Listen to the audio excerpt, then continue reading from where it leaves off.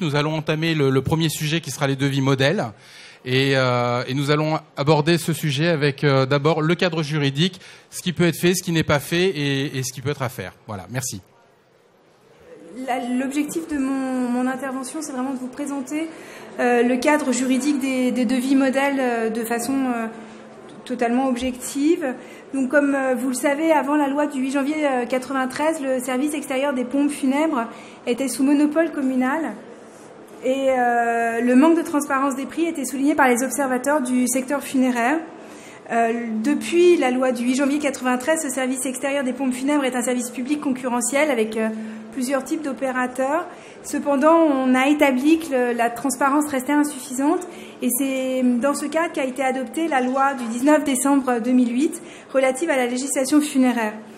Merci Maître Thérault pour ce rappel sur le cadre réglementaire du devis modèle. Maintenant, je voudrais passer la parole à Monsieur Ferré qui a réagi pendant votre intervention sur la notion de devoir par rapport au dépôt. Oui, alors, je suis d'accord avec tout ce que vous avez dit, à une exception près, c'est que dans la première mouture du texte, il était écrit de manière explicite les opérateurs peuvent déposer et les mairies doivent les présenter.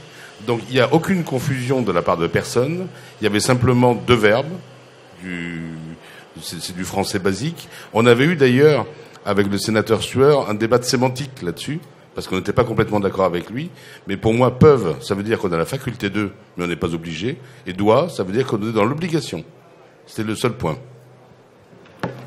Maintenant, Monsieur Ferré et Monsieur Gomel, au niveau des professionnels, le fond de cette loi sur la clarté tarifaire est louable. Maintenant, qu'en est-il de la mise en place au niveau professionnel dans un premier temps et Monsieur Legrand nous en parlera ensuite du côté collectivité.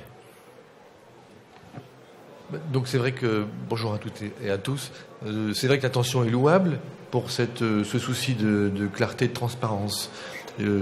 On est quand même tous dans l'embarras de savoir quel est le devis que l'on envoie à la commune dans laquelle on exerce et quel est le devis que l'on envoie à la commune à l'autre bout du département. Puisque évidemment que si on était appelé à faire des obsèques à l'autre bout du département, les frais de transport, comment on les présente, comment ça se passe, quel sens ça peut avoir pour la famille qui va lire un devis à l'autre bout du département.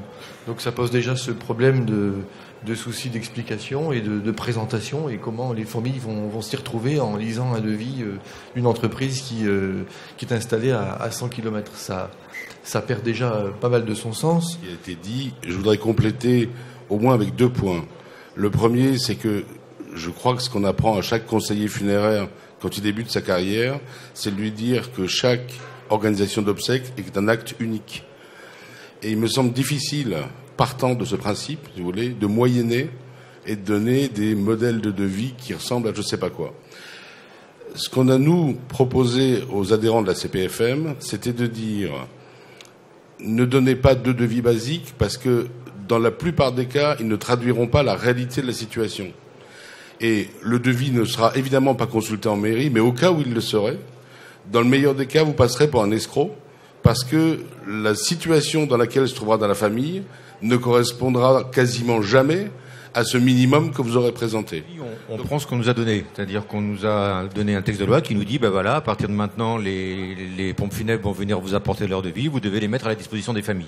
On en est là, c'est ce qui a été défini tout à l'heure dans le cadre de la loi. Alors, après, dans les faits, effectivement, mes collègues l'ont dit, c'est très disparate. Il y a probablement, comme beaucoup de choses en matière de funéraire, la loi évolue beaucoup, elle évolue beaucoup depuis quelques années, donc ça a mis un certain temps de propagation à ce que ça arrive au niveau de tous les employés de mairie, et donc il faut faire aussi avec. Il y a aussi, je reviendrai après sur ce qui se passe dans les mairies, mais il y a aussi, et vous le disiez très bien, les services funéraires sont de plus en plus déconcentrés, c'est-à-dire que les services funéraires ne sont pas forcément au sein de la mairie, mais se trouvent soit au niveau du cimetière ou des cimetières, ce qui fait que les gens ne vont pas forcément rencontrer là, sauf si le maire a eu l'initiative de dire bon ben non, je le mets pas en mairie, mais je le mets au niveau du pôle funéraire. Vous l'avez aussi dit très bien, les familles viennent de moins en moins en mairie pour régler les problèmes funéraires. Les problèmes funéraires se règlent au niveau des pompes funèbres et eux font le tour des différents prestataires pour voir ce qui se passe. Après, la réponse, et je la comprends très bien dans celle qui est dite, c'est que ce que s'interdit tout employé municipal, c'est de mettre en avant tel ou tel prestataire. Maintenant, j'ai envie de vous poser une question tant du côté collectivité que du professionnel, quelle amélioration, quelle modification, qu'est-ce qui pourrait être fait pour conserver l'essence de cette volonté de clarté, mais qui soit beaucoup plus simple dans la mise en place et dans l'application? Alors déjà, le modèle de devis officiel tel qu'il est présenté est globalement illisible. On a recommandé à nos adhérents de ne raisonner qu'en TTC. Au passage, on supprime 3 colonnes. On avait 9 colonnes, je crois, au départ. 9 colonnes, vous voyez le truc. Donc ça, c'est un premier point. Alors le deuxième point, moi je suis favorable à ce modèle de devis. Très clairement, on y avait travaillé, on a participé à son élaboration, et je crois qu'il donne un sens de lecture et il donne une possibilité de comparaison pour le consommateur qui est la famille dans la circonstance. Donc moi j'y suis globalement favorable, j'ai pas de souci avec ça. Donc je vais passer la parole à monsieur le sénateur. Est-ce qu'il y a en l'état, je dirais, des améliorations, des ajustements qui sont prévus par rapport à cette notion de devis modèle? Qu'en est-il au niveau du législateur? C'est vrai qu'on a eu la position tant des professionnels que des collectivités qui tend à effectivement, d'une part, louer la volonté de clarté, mais d'un autre côté, à vraiment mettre en exergue la difficulté d'application. Je défends les devis modèles. Et je ne cesse de dire aux entrepreneurs funéraires que je connais bien, j'ai beaucoup d'amis, je les connais, arrêtez de protester contre la transparence. Arrêtez, quand on vous demande de faire des devis modèles, de dire que ça se heurte à quantité d'obstacles juridiques, pratiques, matériels, etc., etc. Plus vous dites cela, et moins c'est compris par les gens. Voilà. Tout le monde a intérêt à la transparence.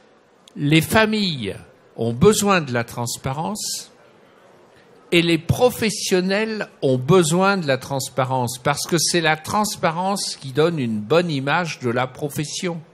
Je n'ai qu'un seul souci, la défense de familles endeuillées.